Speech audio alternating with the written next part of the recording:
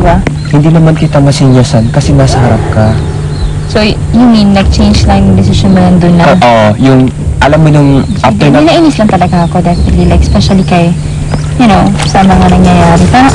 Parang feeling ko, na, yan nga, nag-usap na kayo ni Micah, and all everything na... Hindi niya alam. Parang, sobrang unfair sa akin, Charles, kasi alam mo naman, di ba, kung gaano ako kaano sa'yo na sinabi ko sa'yo yun.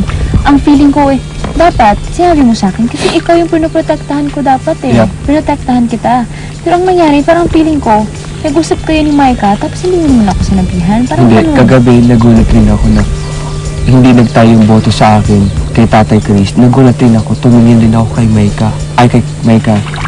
Feeling mo magtatay siya? Oo, feeling ko talaga magtatay kasi dalawang boto tayo. Hindi, honest. So, Promise. Totoo? Dalawang boto talaga, magtatay kami ni Micah at ako. So, after yung away namin, yun nga, I tried to patch up to everything. Like, para, alam mo, wala kaming problema ni Charles. Sabi ko talaga sa oh, sorry, like, promise to me, like, soon, tayo pa rin yung magkaano, like, kasi, pinagtanggol kita, or either, hindi kita linaglag, Charles. Dilapitan niya ako, humingi siya ng sorries. Pero, feeling ko, nag-a-acting siya, pero hindi niya bagay. May isang tanong, isang sagot lang ako sa'yo. Pag mangyaring natalo tayo sa English Challenge, sinulubog mo. Okay? Hindi, ako na lang ang tanggalin niya. Hindi. Pag mangyaring, alam ko hindi ibigay kay Micah. Okay, alam ko hindi ibigay kay Micah yung bracelet. It's either sa'yo or sa akin. So, pag mangyari yun, hindi pa rin kita tatanggal. So, kung mag-promise ka sa akin, na pag mangyari yung travel council na yun, si Micah yung ibumoto out natin. Oo. Since, meron naman tayong pinag-usapan from the very first time. Yung tipong, ako nga nang umaway, ako pa rin yung mag-sorry or something. Dapat siya pa rin yung mag-approach sa akin. Or dapat kinuusap niya pa rin ako dahil doon or something. Wala lang, ngiti lang siya ng ngiti, parang tanga. Kasi bang may sinasabi siya, hinayaan ko na lang eh. Hindi ko alam na si Micah iboboto na rin si Tatay Chris. Sige, thank you for being honest. Sana totoo yan, ha? Yep. At saka, Charles, yun na yung pag-uusapan natin. Promise? Promise. Promise. Ano yung pinag-usapan? Parang wala lang. Okay?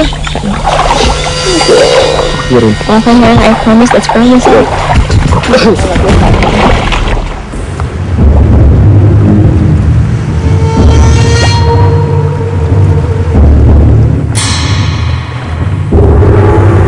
Ako, magalit lang ako konti. Tapos maya-maya.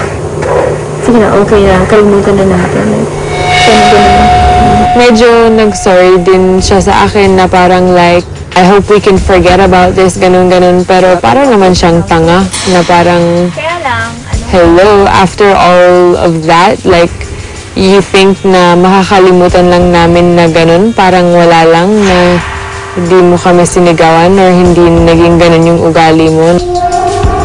Kailangan ko makasama eh. Kahit sobrang kailangan kong pababain yung sarili ko, kailangan kong, well, I have to do this. I have to make things sure that it's okay.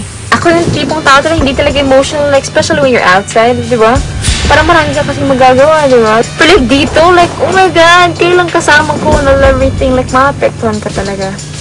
Well, hindi kami manhid, you know? It's not okay. Everything is not alright. And hindi namin makakalimutan yung ginawa niya. Ang pangit naman kung parang hindi tayo mag-uusap, tapos like, di ba, ayoko naman kasi, di ba, like, marami pa tayong gustong gawin outside, later on soon, like having friends here, like, it's totally a, you know, something, it's a game, like, you know, something like that. You can see my true colors, I can see your true colors, and like, whatever soon, whatever will happen, like, we can, you know, we know.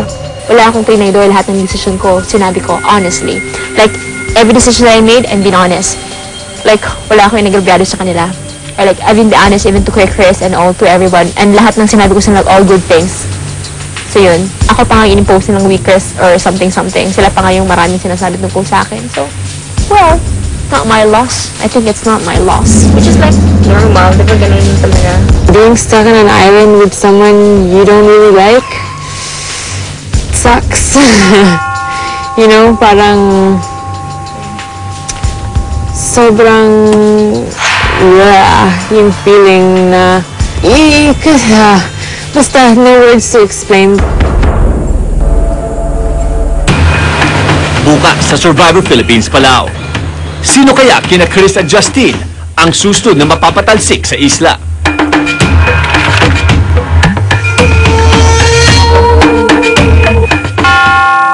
Huli sa lahat, ang kailangan Isang gawin, espesyal na balita ang gugulat sa magkalabang tribo. Buffs! Koror, Iray, wala na. Iisang tribo na lang kayo.